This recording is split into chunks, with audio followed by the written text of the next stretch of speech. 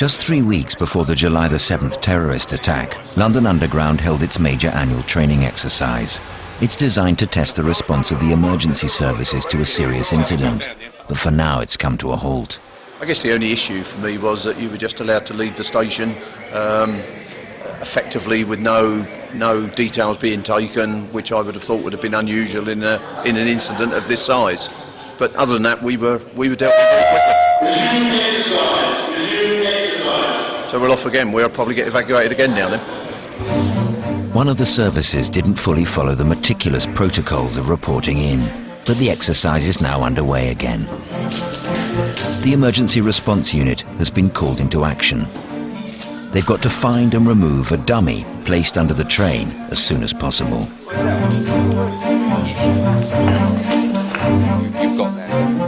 This particular situation, the person was trapped under just one set of wheels, so all we have to do is actually lift up one complete axle. Being underneath a train, there's lots of sharp objects that can hurt you at any one time. There's around about 9 inches of room on most trains that you can sort of guarantee. A train carriage is approximately 25 tonnes, and we use jacks, hydraulic pneumatic jacks, which allow us to lift the whole of the train up in various positions. Every incident is different, and every time I went to a one under, I always had butterflies in my stomach.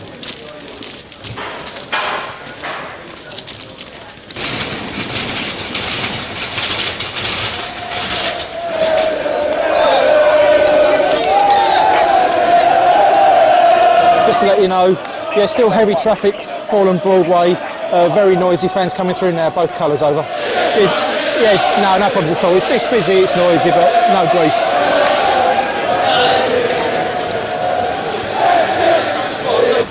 At Edgware Road, the judge, Jeff Ellis, has arrived.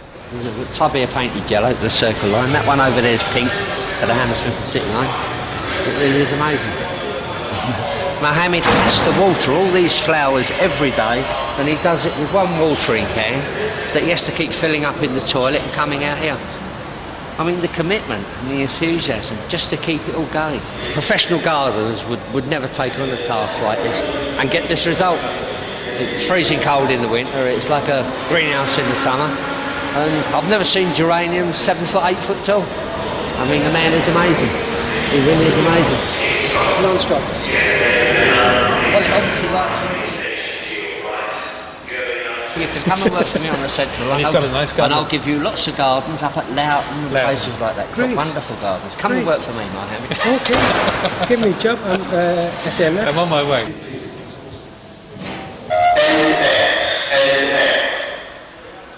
The exercise has ended, and the ERU are reflecting on how it went. 8 minutes for that, that's one whole time. Well, it was pretty realistic where it was positioned and all that, you know, and the only unrealistic bit about it was the time that it took for us to actually clear people off the carriage so we could actually start jacking it up. We're told to wait round there, we're told to wait here, we go downstairs, we're told to wait there. There's someone underneath the train, and we're still told to wait. So it's really the waiting. It's silly. It didn't seem realistic. Yeah, well, it can't, can it? No. There were the usual complaints about we weren't treated for an hour or something like that. But I tried to explain to them that it's an exercise. And Some senior managers are even more critical. I think one of the problems with these things, just looking around this room, there's too many observers. There's too many people that are not involved that get in the way, because I was one of those at certain times, right? And I think that makes it more unrealistic than it need be. On the downside, guys on the gate were first of all pointed out as guys to the BTP and then back to the LU. So, a bit of confusion there. Yes, there are a number of learning points, but I think that's why we do these. I would rather make mistakes on days like this than when we really have a major problem. Cheers, well done, mate. I'll be in touch. Different agencies had their own version of events. It's better to have these points raised now than afterwards when we can say, oh, what happened there? Why did that happen? Well, I raised that item last time we had a major exercise and nothing's been done. So at least it shows people when they do get heated and do get passionate that they care. It's back to real life for the ERU. where they spend long 12-hour shifts waiting to be called out. Here at Acton is the largest store of spares and equipment needed to maintain the tube network. Keith Piggott is the store's manager. If you picture the work that we carry out in the ERU, we have everything here from the polo shirt they wear to the washing up liquid they use in the kitchen, to the fish plates on the track, to the heavy plant and equipment. That is your standard 20-ton jack. That, or you won't want to carry it too far, is a 30-ton jack, predominantly for battery locos. I have spreaders, where if you close them, it will pull the train. Press the button, push. Press the button, pull. Wembley Park, yeah? Yeah? Wembley Park. No, I'm serious. They've got a report from the TRV, which is the track recording vehicle, and it's gone through there and it's picked up what they call a wheel unload, which is basically a dip in the track. And they're going to put in a speed restriction until they close the traffic tonight, and then they get someone down there and they repair it later. Now, TSR works in a strict way. A flasher, such as this, will go down on the track in the forefoot, which is within the two running rails. So the driver will immediately see this flashing, and you'll think, a problem. He will look up. Further down the track, one of these will be placed. Quite simple, really. The train approaches where the problem is. It's alerted by the flashing lights, and then he then knows that there's going to be a speed restriction and tell him what speed he can go at. On it will be the speed as decreed by the engineering instructions as to how fast that train should proceed. Do you want the 10s or not? Apparently so. It's taken me an hour to get here. Yeah. Hour. Oh, no, there's nothing to get you safe out here.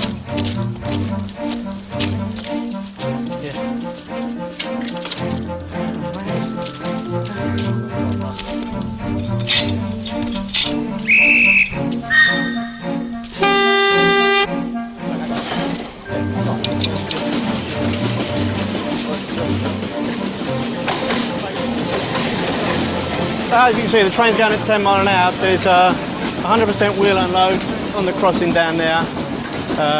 They put flashers in at the top so the train driver can see it, knows there's a speed restriction. And then the trains will slow down at 10 mile an hour until they pass over the restriction. She won't pick up speed again now until she sees the T, and that means that the back of the train is over the danger area. And at that point, once the last carriage of his train has gone past that, he can then revert back to normal line speed for that particular section of track. And that is a TSR. Yeah, so mate, it's this job done now. Most of the ERU's work is emergency track repairs, but it's jobs like these that keep passengers safe and the tube moving.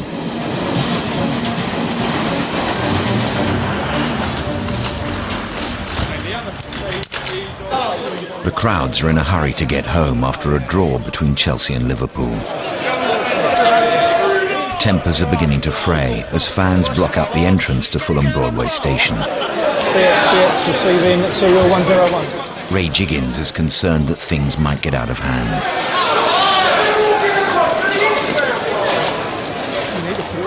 Managing huge and potentially volatile crowds can be like walking a tightrope. One small misjudgment can lead to a major incident. Ray's decided it's safe to let the frustrated fans make their way to the tube station. All it was where the cordon went in place, it didn't go right the way across. So the 75% that held obviously want to go home, and they're complaining because some people are getting through the cordon.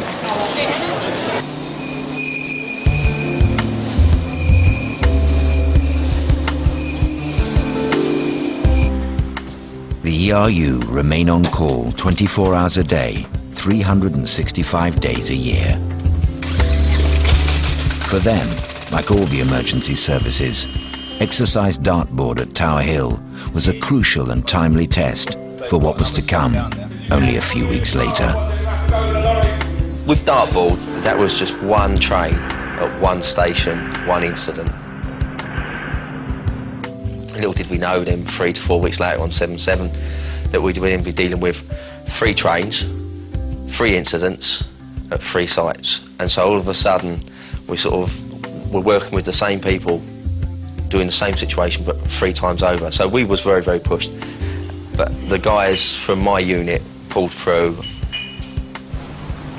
We've come down a bit now and we're starting to get back to normal, but normal's emergency for us. I cannot fault any of my guys for whatever they've done, and also sort of like the rest of the emergency services.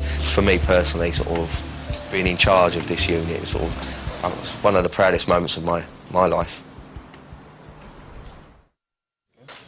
Hello, Mr. Control Room. Next time, at Brixton, Frenchie has to deal with a security alert. That situation down there, it's very dangerous for us.